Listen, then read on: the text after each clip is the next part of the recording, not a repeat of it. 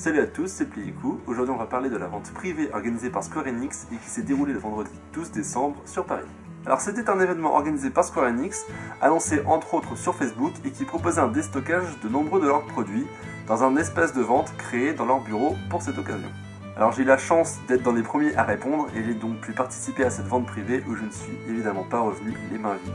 Alors nous avions rendez-vous à 11h chez Square Enix où nous étions une petite trentaine et après une rapide explication de comment allait se passer, on nous a amenés dans un espace où se déroulait la vente. Alors c'était un peu intimidant de se retrouver là-bas, j'allais vraiment par curiosité et je pensais pas que j'allais revenir avec deux énormes sacs. Alors du coup, je vais vous montrer ce que j'ai pu dénicher. Alors dans un premier temps, on nous a tous amenés dans une salle pour nous montrer une pièce de collection qui était présente en 6 exemplaires durant cette session de vente. C'est la Bahamut Variant Playart qui a été proposée à 50 € au lieu de 250 sur leur site internet. Alors évidemment, je me suis précipité dessus. Alors on peut se demander pourquoi les vendre aussi bas.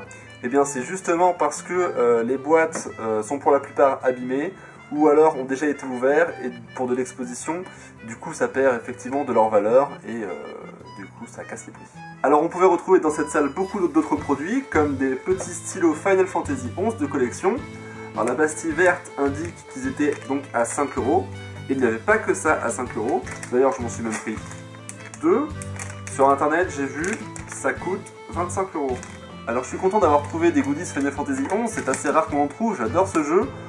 Et puis c'est mignon, c'est des petits stylos et je trouve ça sympa. Alors pour 5 € il y avait tout un tas d'autres figurines amassées sur une table et on pouvait trouver entre autres Terra de Final Fantasy VI. On pouvait aussi trouver la figurine de Cécile, tout comme Terra qui est dans la collection Dissidia. Et vous voyez celle-ci, elle n'a pas de carton. À 5 € il y avait aussi Firion de Final Fantasy IV, mais aussi Sora de Kingdom Hearts.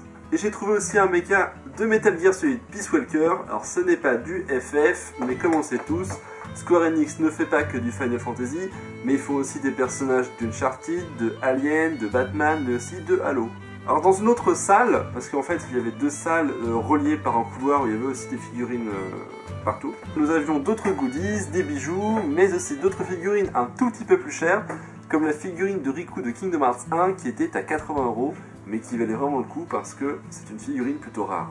Alors il y avait aussi des jeux, des éditions collector, comme la collector de Kingdom Hearts 2.5 qui est sortie dernièrement, mais aussi la collector de Lara Croft, ou encore de Final Fantasy XIII-2, que j'ai acheté aussi, qui est l'édition Crystal, que j'ai acheté pour 20 € et qui en vaut plus d'une centaine sur internet maintenant.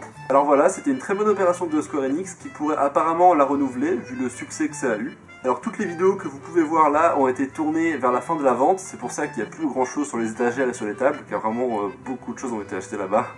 Alors voilà, j'espère que cette vidéo compte rendu vous a plu. N'hésitez pas à vous abonner à notre chaîne YouTube pour retrouver d'autres vidéos de mon frère et moi sur des tests, des reportages, ou alors passer sur notre page Facebook pour retrouver toutes nos actualités. Voilà, je vous fais des bisous et je vous dis à la prochaine. Salut!